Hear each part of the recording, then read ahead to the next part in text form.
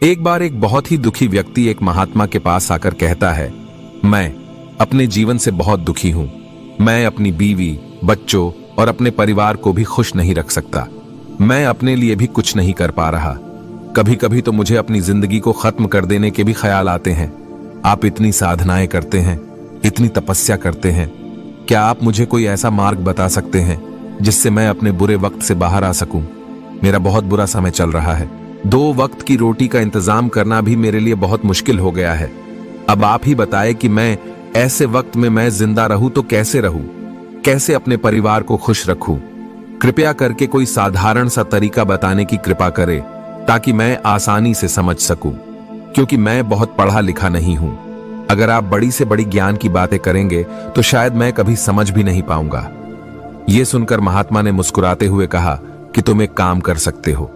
फिर महात्मा ने सामने की ओर इशारा करते हुए कहा कि उस ऊंची पहाड़ी पर एक मंदिर है और उस मंदिर के पास चींटियों का एक घर है जहां पर हजारों चींटियां रहती है। तुम्हें सुनने में बड़ा अजीब लगेगा, लेकिन वो चींटियां उस मंदिर की जमीन को खराब कर देती है, उस मिट्टी की उपजाऊ शक्ति को खत्म कर देती है, जिसके कारण वहां पर कोई भी पेड़ या कोई भी घास पनप नहीं पाती है।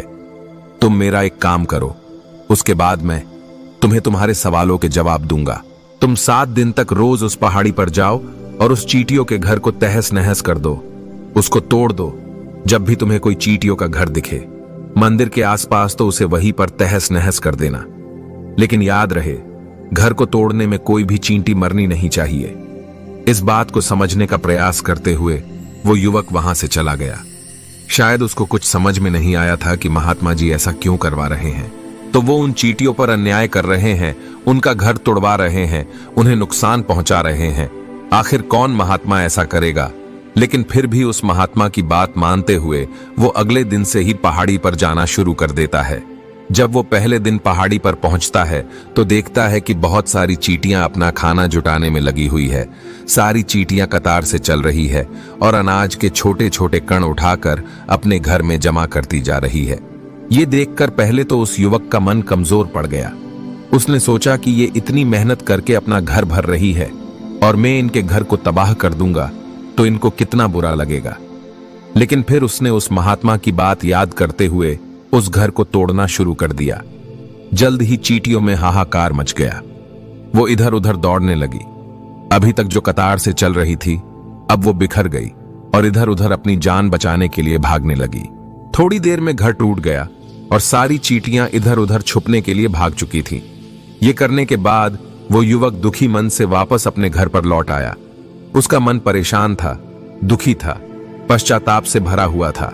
फिर उसने अपने बिस्तर पर रात में लेटे लेटे ही सोचा कि अब तो उन चींटियों का घर तबाह हो चुका है, अब वहां वापस जाने का क्या फायदा होगा, क्योंकि चींटियों का घर तहस नहस करने के लिए महात्मा जी ने कहा था, जो मैं कर चुका हूं। लेकिन फिर कुछ सोचकर अगले दिन उसने फिर से जाने का निश्चय किया और अगले दिन सुबह सुबह उठकर वो वापस उसी पहाड़ी पर पहुंच जाता है। पहाड़ी पर पहुंचकर वो उसी जगह पर पहुंचता है जहां पिछले सुबह उसने उस घर को तहस नहस कर दिया था। लेकिन वो ये देखकर चौंक जाता है कि उन चींटियों ने फिर से अपना घर उसी जगह पर बना लिया था और अब वो फिर से अपने घर के लिए सामान इकट्ठा करने में जुटी हुई थी। उस आदमी को देखकर लगा कि ये चींटियां कितनी मूर्ख है। इनको पता है कि कल ही इनका घर इसी जगह पर तबाह किया गया था और उसी जगह पर उन्होंने अपना नया घर भी बना लिया। और ये सोचकर वो आदमी हंसने लगा।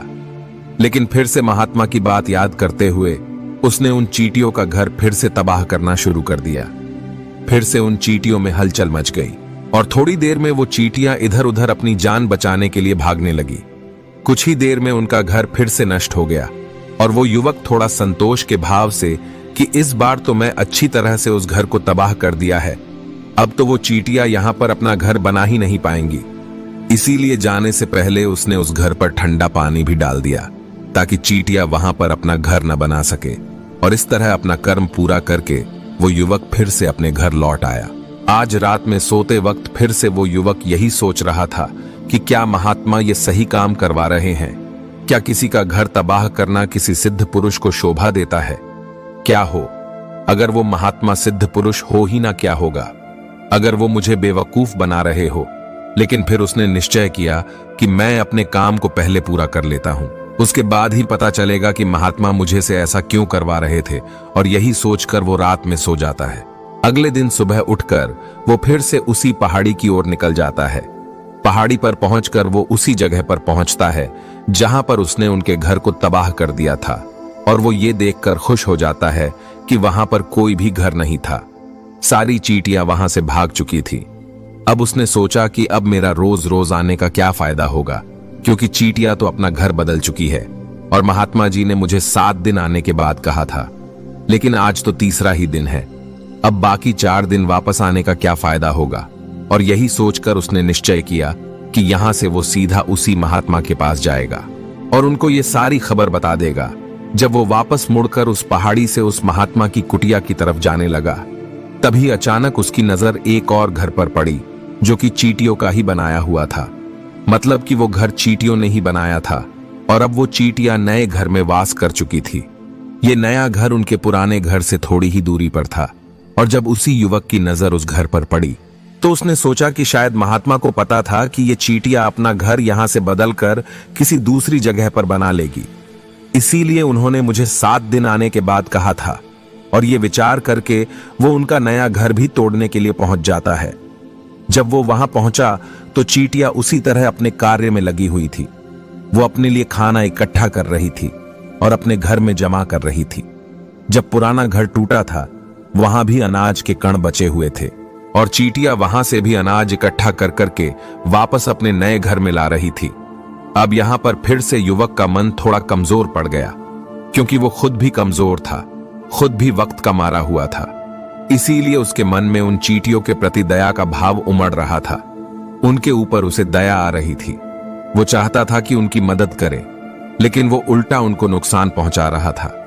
लेकिन उस महात्मा की बात को याद करते हुए उसने फिर से उस घर को तोड़ने का निश्चय किया, और उसने इस बार बड़ी ही सावधानी के साथ बिना किसी चींटी को कोई नुकसान पहुंचाए वो घर तबाह करना शुरू कर दिया। वक्त थोड़ा ज्यादा लगा, क्योंकि किसी भी चींटी को नुकसान न पहुंचने की शर्त महात्मा ने पहले ही रखी थी। इसीलिए उसको बड़ी सावधानी के साथ उन घरों को तबाह कर रहा था। लेकिन आखिरकार उसने उस घर को भी तबाह कर दिया, और उस घर को तबाह करने के बाद वो बड़े ही दुखी मन से, इस बार वो पहले से भी ज्यादा दुखी था, क्योंकि उसने उनका नया घर भी तोड़ दिया था। वो उन चींटियों को बसने ही नहीं दे रहा था, और वो अब अपने आप को शैतान या दानव समझने लगा था। लेकिन फिर भी उस महात्मा की बात को मानते हुए वो अपने घर पर दुखी मन से वापस आ गया। रात में सोने से पहले एक बार उसने फिर से सोचा कि मैं कितना बड़ा शैतान हूं, कितना बड़ा दानव हूं। पुराना घर तो छोड़ो, मैं उन चींटियों को कहीं भी बसने के लिए कोई जगह ही नहीं दे रहा हूं। वो चींटियां मेरे बारे में क्या सोचती होगी? वो कितना बड़ा दानव होगा उस परमात्मा को जो मेरे द्वारा ये काम करवा रहा है। लेकिन फिर भी उसने अगले दिन जाने का निश्चय किया, और अगले दिन सुबह सुबह वो फिर से वहां पर पहुंच गया। वो ये देखकर फिर से आश्चर्यचकित रह जाता है कि इस बार चींटियों ने एक और नई जगह पर अपना घर बना लिया था। वो तो पहले से भी ज्यादा ऊर्जा के साथ काम कर रही थी, और उन्होंने एक रात में पहले से भी बड़ा घर बना लिया था, और अब वो फिर से अपना अनाज और खाना इकट्ठा करने में जुटी हुई थी। ये देखकर उस आदमी को लगा कि ये चींटियां किस मिट्टी की बनी हुई है। मैं उनको बार बार यहां से भगाने की कोशिश कर रहा हूं, और ये वहीं पर अपना घर बना लेती है। क्या इनको पता नहीं है कि मैं यहां पर कभी भी बसने नहीं दूंगा? ये चींटी है, दिखने में इतनी छोटी है, लेकिन फिर भी ये मुझसे हार नहीं मान रही है। बड़ी ताज्जुब की बात है। और इस बार उसने गुस्से में उस घर को तहस नहस करना शुरू कर दिया। लेकिन इस बार तहस नहस करते हुए कुछ चींटियां वहीं पर मर गई, उसके पैरों तले कुचल दी गई। कुचलने के बाद जब वो अपने अहंकार से बाहर आया तो उसने देखा कि गुस्से में उसने उन चींटियों को कितना क्षति पहुंचा दी है। उसका मन पश्चाताप से भर गया, और वो रोता हुआ अपने घर की तरफ बढ़ गया। रात में सोते वक्त उसने सोचा कि मैं उन चींटियों पर बहुत ज्यादा अत्याचार कर रहा हूं, अब इससे ज्यादा अत्याचार मैं नहीं कर पाऊंगा। और यही सोचकर वो अगले दिन उन चींटियों के लिए अपने घर से थोड़ा आटा लेकर उसी पहाड़ी पर पहुंच जाता है। आज उसके मन में उन चींटियों के प्रति श्रद्धा का भाव था, दया का भाव था। आज वो उनकी मदद करना चाहता था, और जब वो वहां पर पहुंचा तो चींटियां फिर से अपने नए घर को बनाने में जुटी हुई थी। उसने बड़े ही करुणा के साथ उन चींटियों को अपना लाया हुआ आटा खिलाया। अगले 7 दिनों तक वो ऐसा ही करता रहा। वो रोज सुबह जाता, उन चींटियों को अपने हाथों से आटा खिलाता। 7 दिन के बाद वो युवक उस महात्मा के पास पहुंचकर हाथ जोड़कर बोलता है कि हे महात्मा जी, मुझे माफ कर देना। मैंने उन चींटियों का घर तबाह करने के लिए बहुत कोशिश की। मैंने उनका घर तबाह किया भी। 1 बार नहीं 4 बार मैंने उनका घर तोड़ा। उसके बाद मैं हिम्मत नहीं कर पाया, उनके घर को नहीं तोड़ पाया। मैं समझ सकता हूं कि मैं आपका काम पूरा नहीं किया और इसके बदले आप मुझे तरीका भी नहीं बताएंगे जो कि मुझे मेरे बुरे समय से बाहर निकाल सकता है, लेकिन मुझे इसका कोई परवाह नहीं है। मुझे लगता है कि मैंने जो किया वो सही किया, इसीलिए मैं आपसे आज्ञा लेकर वापस जा रहा हूं। कृपया मुझे वापस अपने घर जाने की आज्ञा दीजिए। यह सुनकर महात्मा ने मुस्कुराते हुए कहा कि अरे बेटा, कहां चल दिए? रुको तो सही, जलपान तो कर लो, थोड़ी देर ठहर जाओ, उसके बाद चले जाना। और ये कहकर वो महात्मा उस युवक के लिए पानी लेकर आते हैं। पानी पिलाने के बाद महात्मा उस युवक से पूछते हैं कि तुम मुझे ये बताओ कि आखिर तुम उन चींटियों का घर तबाह क्यों नहीं कर सके? वो चींटियां तो छोटी है और तुम इतने विशालकाय हो, फिर भी तुम उन छोटी छोटी चींटियों का घर तबाह नहीं कर पाए। कहां है तुम्हारी शक्ति, तुम्हारा बाहुबल? इसका जवाब देते हुए उस युवक ने कहा कि हे महात्मा, मैंने उन चींटियों का घर तबाह कर दिया था, बार बार किया था। एक बार तो अपने गुस्से में उन चींटियों को भी हानि पहुंचा दी थी, लेकिन जिस दिन मैंने उनको हानि पहुंचाई उसी दिन मुझे लगा कि मैं उनको क्यों हानि पहुंचा रहा हूं, क्यों इनको इतनी तकलीफ दे रहा हूं, और उसी दिन से मैंने उनको क्षति पहुंचाने की वजह, नुकसान पहुंचाने की वजह उनकी सहायता करनी शुरू कर दी। यह सुनकर उस महात्मा ने कहा कि यह ही तो सीखने की बात है। एक छोटी सी चींटी हमें जीवन का संदेश दे जाती है। मैंने तुम्हें उन चींटियों का घर तबाह करने के लिए नहीं भेजा था, मैंने तुम्हें भेजा था ताकि तुम उन चींटियों से कुछ सीख ले सको। तुम्हें क्या सीख मिली? उन चींटियों से क्या मुझे बता सकते हो? यह सुनकर उस युवक ने पूरी कहानी बयां कर दी। पूरी कहानी सुनने के बाद महात्मा ने मुस्कुराते हुए कहा कि बेटा, पहली सीख जो इन चींटियों से ले सकते हैं वो ये थी कि तुमने कितनी ही बार उनके घर को तोड़ने की कोशिश की, कितनी ही बार प्रयास किया कि उनके घर तबाह हो जाए, लेकिन वो हर बार अपना नया घर बना लेती थी। उन्होंने कभी भी हार नहीं मानी। अगर वो हार मान लेती तो वो चींटियां तुम्हें वहां पर नहीं मिलती। जीवन कार्यशीलता का नाम है, लेकिन हम मनुष्य 1-2 बार हार मिलने पर ही टूट जाते हैं, हताश हो जाते हैं और फिर जीवन में प्रयास ही नहीं करते। और कुछ लोग तो अपनी जिंदगी को खत्म करने को उतारू हो जाते हैं। लेकिन जानवरों में तुमने एक बात देखी होगी कि वो अपना जीवन खुद से कभी खत्म कर ही नहीं सकते हैं। तुमने कभी नहीं सुना होगा कि किसी जानवर ने आत्महत्या कर ली, चाहे वो जानवर कितना भी भूखा क्यों ना हो, कितना ही दुखी क्यों ना हो, लेकिन वो अपने जीवन के लिए हमेशा संघर्ष करता रहता है। लेकिन वही दूसरी तरफ हम मनुष्य 1-2 बार हताश होने पर ही अपना जीवन खत्म कर लेते हैं। जीवन तो कर्मशीलता है, कर्म करने का नाम है। जीवन और मृत्यु आखिरी विश्राम है, परम विश्राम है। इसीलिए मृत्यु से पहले कर्म करना कभी मत छोड़ना, क्योंकि मृत्यु के बाद तो तुम परम विश्राम में चले ही जाओगे। तो उससे पहले कर्म करना क्यों छोड़ रहे हो? क्यों हताश हो रहे हो? अगर तुम्हारा एक घर टूट गया है तो दूसरा घर बनाने का प्रयास करो, कोशिश करो, और कोशिश करने वालों की कभी हार नहीं होती। ये तुम उन चींटियों से देख चुके हो। देखने में तुमसे कितनी छोटी है वो चींटियां और तुम इतने बड़े हो, लेकिन उनका मन तुम्हारा मन से इतना बड़ा है, इतना विशाल है, इतना दृढ़ संकल्प है कि इतनी बार घर टूटने पर भी उन चींटियों ने कभी हार नहीं मानी। दूसरी सीख ये है कि जब भी हमारे ऊपर बुरा समय आता है, हमें लगता है कि यह समय कभी नहीं जाएगा, यह समय मेरे जीवन को बर्बाद कर देगा, मुझे कभी नहीं जीने देगा। और अपने इन्हीं ख्यालों से, अपने इन्हीं विचारों से, जिसका असलियत में कोई भी अस्तित्व नहीं है, वो सिर्फ विचार है, और वही विचार हमारे मन को दुखी कर देती है, और इसीलिए हम प्रयास करना भी छोड़ देते हैं। लेकिन तुम खुद सोचो कि बार बार प्रकृति हमें क्षति पहुंचाएगी, नुकसान पहुंचाएगी, लेकिन कब तक पहुंचाएगी?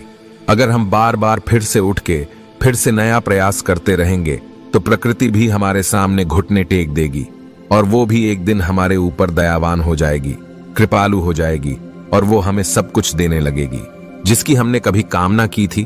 तुमने खुद देखा कि तुम उन चींटियों को तबाह करने के लिए पहुंचे थे, लेकिन बाद में तुम ही उन चींटियों को अनाज और आटा देने लगे। तुम ही उन पर कृपालु हो गए। क्यों हुए? क्योंकि तुमने देखा कि वो चींटियां हार ही नहीं मान रही है। इसी तरह अगर तुम भी अपने जीवन में कभी हार नहीं मानोगे तो एक न एक दिन ये प्रकृति तुम्हें वो सब कुछ देगी जो तुम अपने जीवन में पाना चाहते थे।